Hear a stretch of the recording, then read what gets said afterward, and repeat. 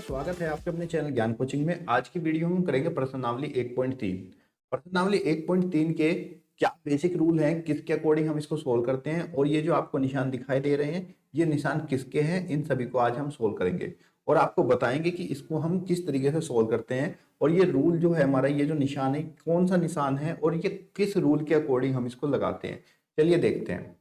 सबसे पहले हम बात करते हैं उपसमुच्चय। देखो, अगर कोई हमारा समुच्चय है ए और उसका प्रत्येक अवयव समुच्चय बी में भी होता है तो हम कह सकते हैं कि ए बी का उपसमुच्चय है। ठीक है, उपसमुच्चय का मतलब क्या होता है कि जब किसी एक समुच्चय के सारे अवयव दूसरे समुच्चय के अंदर हों तो हम कह सकते हैं कि वो इसका उपसमुच्चय है। जैसे कि आप यहाँ पे ए में देख रहे हो, ए के जो आपके अवयव हैं 1, 2 और 3 और बी के अवयव आपके 1, 2, 3, 4, 5, 6। अब आप यहाँ पे अगर देखो तो ए के जो सारे अवयव हैं वो आपके बी के अंदर हैं। तो तुम इसलिए ये कह सकते हो कि ए जो है वो बी का उपसमुच्चय है।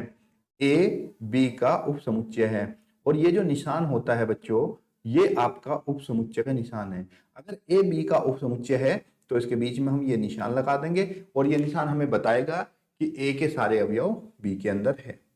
जैसे कि मैं एक उदाहरण और लेता हूं आपके लिए।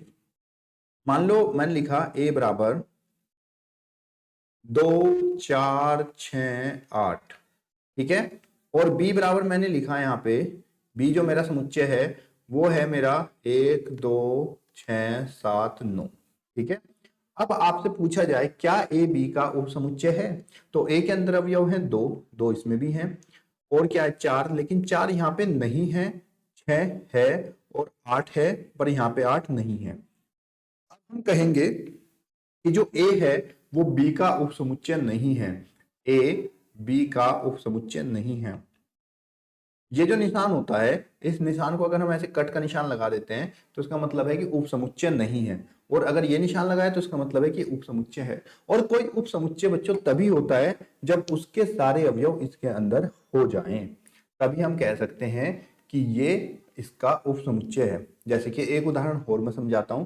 जैसे a बराबर हमारा क्या है, a बराबर है हमारा सभी सम संख्या।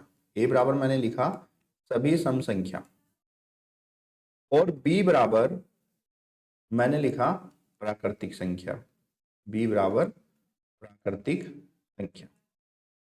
अब बच्चों यहाँ पे a बराबर मैंने लिखा सभी सम संख्या। सभी सम संख्या क्या होती है बच्चों? सभी सम संख्या होती है 2, 4, 6, 8 और ऐसे ये चलता चला जाएगा। और b बराबर मैंने लिखा प्राकृतिक संख्या। प्राकृतिक संख्या क्या होती है? प्राकृतिक संख्या होती है जो 1 से शुरू होती है, 1, 2, 3, 4 और ऐसे चलती जाएंगी। अब आप अगर इसमें देखते हो तो यहाँ पे 2, 4, 6, 2 आया, 4 आया, 6 आया, तो प्राकृतिक संख्याओं के अंदर सारी सम संख्याएं आ जाएंगी। प्राकृतिक सम संख्याओं के अंदर सारी संख्याएं आ जाएंगी। तब मैं ये कह सकता हूं कि भाई जो हमारा a है वो उपसमुच्चय है किसका? b का।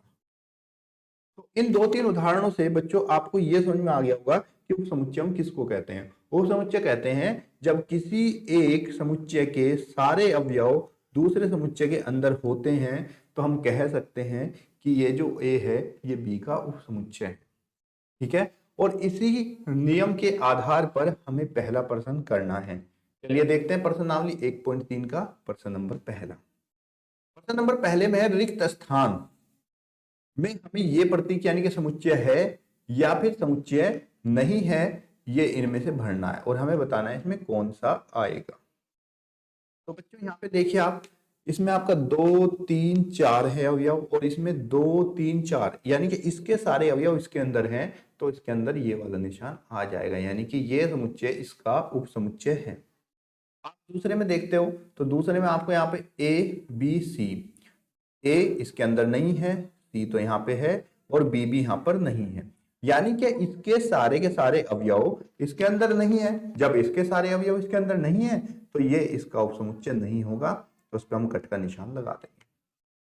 अगला प्रश्न है तीसरा, एक्स एक्स आपके विद्यालय की कक्षा 11 का एक विद्यार्थी है और दूसरा है एक्स एक्स आपके विद्यालय का एक विद्यार्थी है। अब ये जो कक्षा 11 है, अब ये स्कूल के अंदर ही तो होगा, स्कूल के अंदर तो बहुत सारी कक्षाएं होंगे 1 से लेके 12 तक की, और ये कक्षा 11 का एक विद्यार्थी है और यहाँ पे आपके स्कूल का एक विद्यार्थी है, यानी कि ये जो है ये इसी के अंदर में तो आएगा भाई। स्कूल का एक विद्यार्थी है और वो विद्यार्थी कक्षा 11 का है, यानी कि इसका सारे अवयव इसके अंदर आ रहे हैं, तो ये इसका उपसमुच्चय हो जाएगा। तो ये आपका इसका उपसमुच्चय है, तो इसके अंदर ये वाला प्रतीक आएगा। आइए देखते हैं इसका पार्ट नंबर 4। चौथा भाग है हमारा एक्स, किसी समतल में स्थित एक वर्त, किसी समतल में स्थित एक वर्त, जबकि यहाँ पर एक समान समतल में एक वर्त है जिसकी त्रिज्या 1 इकाई है। अब यहाँ पे तो एक वर्त की बात हुई है, लेकिन वर्त को स्पेसिफाई नहीं करा है कि उस वर्त की त्रिज्या क्या है। लेकिन इस वाले समुच्चय के अंदर एक वर्त है और जिसकी त्रिज्या कितनी है, सिर्फ 1 इकाई है। तो इसका मतलब ये वाला वर्त जरूरी नहीं इसके अंदर हो, क्योंकि यहाँ पे तो कोई भी वर्त हो सकता है, कितनी भी त्रिज्या का हो सकता है। भाई कोई वर्त आपका 1 सेंटीमीटर का हो सकता है, कोई वर्त आपका 5 सेंटीमीटर त्रिज्या का हो सकता है। तो इसलिए हम कहेंगे कि इसमें किसी समतल में एक वर्त जो है, और यहाँ पर समतल का एक वर्त लेकिन जिसकी त्रिज्या 1 इकाई, एक कंडीशन इसने लगा दी, तो इसलिए ये इसका उपसमुच्चय नहीं होगा। 5वें में देखिए, किसी समतल में स्थित एक त्रिभुज, किसी समतल में स्थित एक त्रिभुज है और इधर किसी समतल में स्थित एक आयत है। भाई यहाँ तो त्रिभुज की बात हो रही है 3 भुजाओं वाले की, और यहाँ पे एक आयत की बात हो रही है 4 भुजाओं वाले की, तो ये तो इसके ग्रुप में हो ही नहीं सकता, तो ये इसका उपसमुच्चय नहीं होगा। अगला है किसी समतल में स्थित, किसी समतल में स्थित एक समबाहु त्रिभुज। ठीक है भाई, यहाँ पे एक समबाहु त्रिभुज की बात हुई है, और किसी समतल में स्थित एक त्रिभुज, यानी कि यहाँ पे तो त्रिभुज ही त्रिभुज है। कोई भी त्रिभुज हो सकता है, आपका समबाहु हो सकते हैं, आपके विषम बाहु त्रिभुज हो सकते हैं, आपका समकोण त्रिभुज हो सकता है, यहाँ पे समद्विबाहु त्रिभुज हो सकता है, और यहाँ पे सिर्फ एक समबाहु, यानी कि जो समबाहु त्रिभुज है इसका मतलब इसके अंदर जरूर होगा, क्योंकि यहाँ पे तो बहुत सारे त्रिभुज हैं, अलग अलग तरह के त्रिभुज हैं, तो इसका मतलब समबाहु त्रिभुज इसके अंदर होंगे। तो इसका मतलब ये हुआ कि इसका उपसमुच्चय है। एक्स एक समप्रकृतिक संख्या, यहाँ पे एक समप्रकृत संख्या है और यहाँ पर एक पूर्णांक की बात की गई है। तो बच्चों जो हमारे पूर्णांक होते हैं वो 0 से शुरू होते हैं, 0 1 2 3 4 और ऐसे चलते चले जाएंगे। और यहाँ पे सम संख्या की बात आ रही है, सम है 2 4 6 8 और ऐसे ही चलते चले जाएगा। तो यानी कि सारी संख्या पूर्णांक में तो आती है, तो इसका मतलब ये जो सम संख्या है ये इसका उपसमुच्चय हो जाएगा। ठीक है बच्चों, उम्मीद करता हूं पहला क्वेश्चन आपको बहुत अच्छे से समझ में आ गया होगा। अब हम देखते हैं प्रश्न संख्या 2। प्रश्न संख्या 2 है हमारी, जांच कीजिए कि कथन सत्य है अथवा असत्य है। हमें जांच करके बताना है कि ये जो इसमें कथन दिया गया है वो सत्य है या असत्य। देखिए इसमें कहा है कि ए बी जो है वो बी सी ए का उपसमुच्चय नहीं है, लेकिन आप अगर इसमें देखो तो ए का अवयव ए और ए और बी दोनों अवयव इसके अंदर है, तो ये तो इसका उपसमुच्चय है। लेकिन इसमें कहा है कि उपसमुच्चय नहीं है, इसलिए आपका असत्य हो जाएगा। अगला ए और ई, ए और ई ये आपके अंग्रेजी वर्णमाला के 2 अक्षर हैं, और इधर एक्स एक्स अंग्रेजी वर्णमाला का एक स्वर है।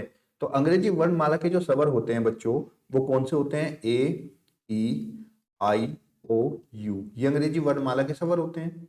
और इधर अंग्रेजी वर्णमाला के 2 स्वर दिए हैं, ए और ई, तो ए और ई दोनों के दोनों इसमें भी शामिल हैं। इसका मतलब ये वाला जो समुच्चय है इसका उपसमुच्चय है, और इसमें निशान भी उपसमुच्चय का ही लगा हुआ है, तो ये हमारा सत्य हो जाएगा।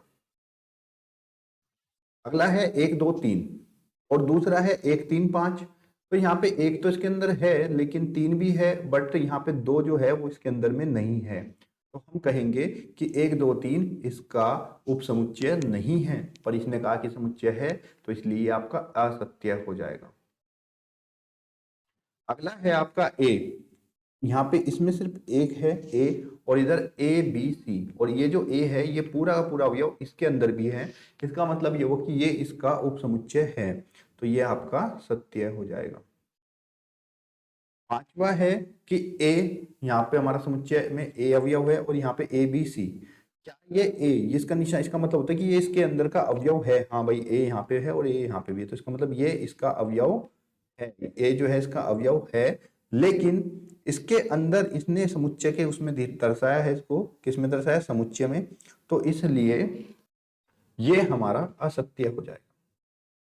क्योंकि अगर ये एलिमेंट ये निशान देता तो इसको यहाँ पे लिखना था कि ए जो है वो अवयव, यहाँ पे इसको ब्रैकेट नहीं लगाने थे। अगर ब्रैकेट लगाए तो ये इसको उप समुच्चय दिखाएगा, और उप समुच्चय का निशान तो आपका ये होता है, तो आपको ये वाला निशान यहाँ पे दर्शाना चाहिए था, तो इसलिए आपका असत्य हो जाएगा। अगला देखिए छठा, इसमें कहा है कि एक्स एक्स एक संख्या है 6 से कम एक समप्रकृतिक संख्या। 6 से कम एक समप्रकृतिक, 6 से कम मतलब 2 और 4, यही तो समप्रकृतिक संख्या हुआ।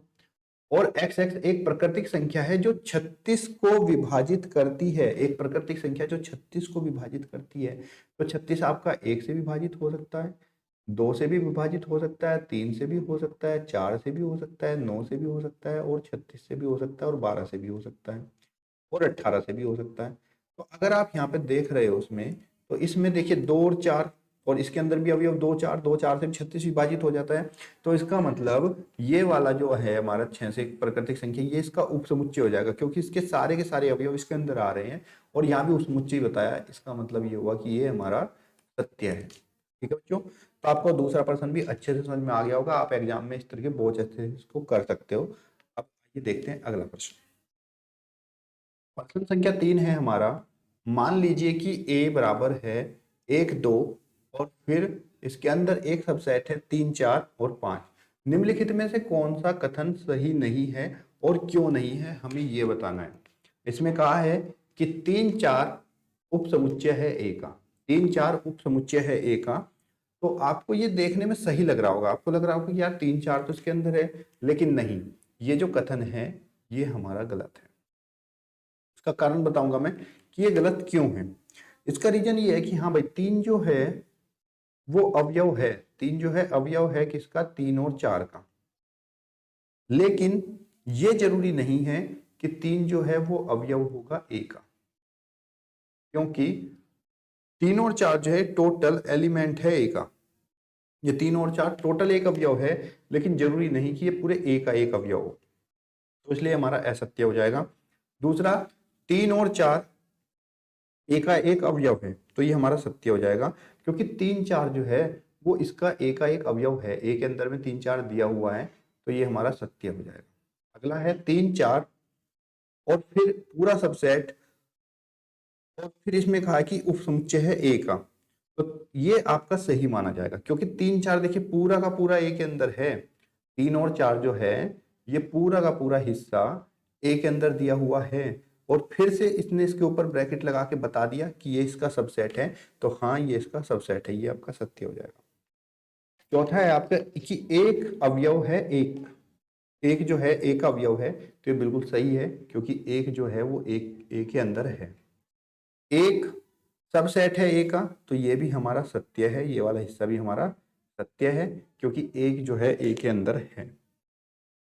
अगला है 1 2 5 उपसमुच्चय है ए का। 1 2 5 जो है ए का उपसमुच्चय है, तो एक देखिए, एक भी है यहाँ पे, 2 भी है, और 5 भी है, ये सब ए के एलिमेंट है और ए के अंदर ही है, तो ये भी हमारा सत्य हो जाएगा। अगला है 1 2 5, 1 2 5 अवयव है ए का। तो भाई 1 2 5 अवयव तो होगा, लेकिन अवयव तब होगा जब आपके ब्रैकेट यहाँ पे नहीं होंगे। अगर ब्रैकेट यहाँ नहीं होते तो ये सत्य हो जाता, लेकिन अब इसने यहाँ ब्रैकेट लगा दिया है, तो अब ये अवयव नहीं रह गया, अब ये क्या बन गया, अब ये इसका सबसेट बन गया, उप समुच्चय बन गया, तो ये आपका असत्य हो जाएगा। ठीक है, अगला है 1 2 3 उप समुच्चय है ए का। 1 2 3, तो भाई यहाँ पे आप देखिए, एक है, दो है, लेकिन तीन तो इस वाले एलिमेंट के अंदर है, पूरा इस सबसेट के अंदर है तीन तो पूरा, तो ये जरूरी नहीं कि तीन इसका भी एलिमेंट हो, तो ये आपका गलत हो जाएगा। अगला है आपका फाई सबसेट है का। हाँ भाई, फाई जो होता है, फाई जो होता है एक अवयव है ए का। इसमें कहा है कि 5 जो है ए का एक अवयव है, तो जो 5 है वो ए का एक अवयव यहाँ पे नहीं है, क्योंकि इसके अंदर तो 1 2 3 4 5 है, और 5 तो तब लगता है जो कोई शून्य होता है। 5 उप समुच्चय है ए का, तो ये सही है, क्योंकि 5 जो होता है वो हर एक समुच्चय का उप समुच्चय होता है, चाहे वो उप समुच्चय कोई सा भी हो। 5 जो है उप समुच्चय है ए का,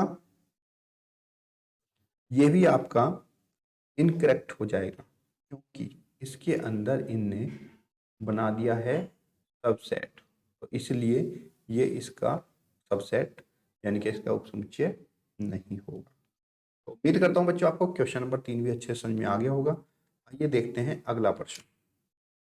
प्रश्न संख्या 4 में कहा गया है कि ए के सभी उप समुच्चय को लिखिए। समुच्चयों के सभी उप समुच्चय को लिखिए। जो आपके समुच्चय दिए गए हैं इनके सभी उप समुच्चय लिखने हैं।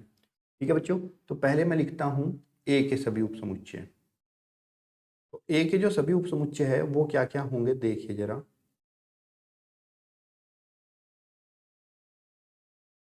सभी उप समुच्चय क्या क्या होंगे हमारे के, एक तो फाई होगा। देखो फाई तो कोई सा भी समुच्चय हो उसका उप समुच्चय फाई जरूर होता है। दूसरा उप समुच्चय जो है खुद में अपना ए ही हो जाएगा। ओके, तो पहले में एक ही एलिमेंट था तो यही उसका उप समुच्चय होगा। दूसरा दूसरा हमारा है ए और बी। तो इसके उप समुच्चय क्या क्या होंगे हमारे, इसके उप समुच्चय होंगे हमारे, पहला तो फाई, वो तो हर एक में होने हैं। दूसरा ए, ये भी आपका उप समुच्चय है क्योंकि इसका एलिमेंट इसके अंदर है। दूसरा आपका बी हो जाएगा क्योंकि ये भी एलिमेंट इसके अंदर है। और तीसरा खुद में ए बी, क्योंकि हर एक जो भी कोई समुच्चय है वो अपना खुद का भी उप समुच्चय होता है। ऐसे ही हम प्रश्न संख्या अगर 3 में देखें, प्रश्न संख्या 3 है हमारी 1,2,3। तो अगर हम इसके उप समुच्चय देखें तो इसके उप समुच्चय हमारे क्या क्या होंगे। इसके उप समुच्चय होंगे हमारे, पहला तो फाइव क्योंकि वो तो हर एक का ही उप समुच्चय होता है। दूसरा एक, ये भी तो एक समुच्चय है और ये देखो इसमें इसका एलिमेंट है तो ये उप समुच्चय हो गया। दूसरा दो, तीसरा तीन, चौथा एक और दो, क्योंकि एक और दो दोनों के दोनों इसके अंदर हैं तो ये भी इसका उपसमुच्चय है। या फिर दो और तीन, ये भी इसका उपसमुच्चय है। या फिर एक और तीन, ये भी इसका उपसमुच्चय है। और खुद में एक, दो और तीन, ये भी इसका उपसमुच्चय है। तो ये इसके सारे पॉसिबल जितने संभव हो सकते हैं वो सब उपसमुच्चय हैं इसके। अगला है फाइव। तो फाइव जो होता है वो तो खुद में ही फाई रहता है और हर कोई जो होता है वो अपना हमेशा उपसमुच्चय ही होता है। तो हम कहेंगे कि अगर फाई है तो उसका उपसमुच्चय केवल फाई ही हो जाएगा। उसका उपसमुच्चय केवल फाई ही हो जाएगा। तो इसका उपसमुच्चय हमारा फाई खुद में यही रहेगा। तो बच्चों आपको समझ में आया किस तरीके से हम उपसमुच्चय लिखते हैं। पर कोई भी हमारा है उसके सभी एलिमेंट लिख दीजिए एक एक करके और बाद में उसको खुद भी लिख दीजिए तो वो उसका उपसमुच्चय हो जाएगा। प्रश्न संख्या 5 में हमसे पूछा गया है कि अगर एक पी ए, एक समुच्चय हमारा पी ए है तो उसमें कितने अवयव होंगे यदि ए बराबर क्या है 5 है। तो बच्चों हमें पता है यदि एन ए, यदि आपका एन ए बराबर एम होता है तो कुल अवयव, तो कुल अवयव होते हैं कितने, 2 की घात एम। लेकिन यहाँ पे कहा है कि ए बराबर क्या है 5। 5 का मतलब क्या हुआ, 5 का मतलब हुआ कि वो एक नल समुच्चय है, एक शून्य समुच्चय है, उसके अंदर कोई भी अवयव नहीं है। तो 5 का मतलब ये हुआ कि m बराबर क्या होगा 0, कि उसके अंदर कोई भी एलिमेंट नहीं है। इसके अंदर अगर कोई भी एलिमेंट नहीं है तो कुल अवयव होंगे हमारे 2 की घात 0 बराबर 1। तो इसके अंदर सिर्फ एक अवयव होगा। प्रश्न संख्या 6 है हमारा, निम्नलिखित को अंतराल रूप में लिखिए। ये हमें निर्माण रूप में दिया है और इसको हमें अंतराल रूप में लिखना है। ठीक है बच्चों, तो अंतराल रूप में रखने के लिए आपको बच्चों ये पता होना चाहिए कि इसका मतलब क्या होता है। ये जो हमारी टर्म है x a से बड़ा होना चाहिए और b से छोटा। अगर x a से बड़ा और b से छोटा है तब उसका अंतराल रूप हम ये लिखेंगे। ये जो हमारा छोटा ब्रैकेट है इसको हम लगाएंगे। इस छोटे ब्रैकेट का मतलब यही होता है कि x जो है वो a से बड़ा है और b से छोटा। यानी कि यहाँ वाली कंडीशन में हम a और b को काउंट नहीं करेंगे, सिर्फ a से बड़ी वैल्यू को और b से छोटी वैल्यू को काउंट करेंगे। दूसरी कंडीशन है हमारी कि x बराबर या बड़ा है a से और छोटा या बराबर है b के। तो अगर ये कंडीशन है तब हम यहाँ पे ये बड़ा ब्रैकेट लगाएंगे, बिग ब्रैकेट हम इसमें लगाएंगे। ये हमारा ब्रैकेट का बहुत बड़ा रोल है। और इसी कंडीशन में हम a और b को भी इंक्लूड करेंगे और साथ ही इसके बीच के सभी नंबर को।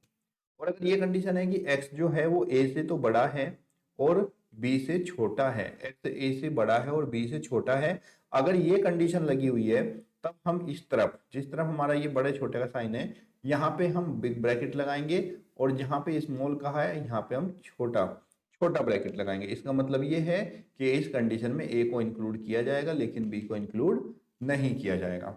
दूसरा, एक्स बड़ा है ए से लेकिन जो बी से है वो छोटा है या बी के बराबर है, तो ऐसी कंडीशन में हम ये और बी के साथ में हम ये वाला ब्रैकेट लगाएंगे। इसी के अनुसार ये जो हमें सवाल दिया है इसको भी हम अंतराल रूप में लिख सकते हैं।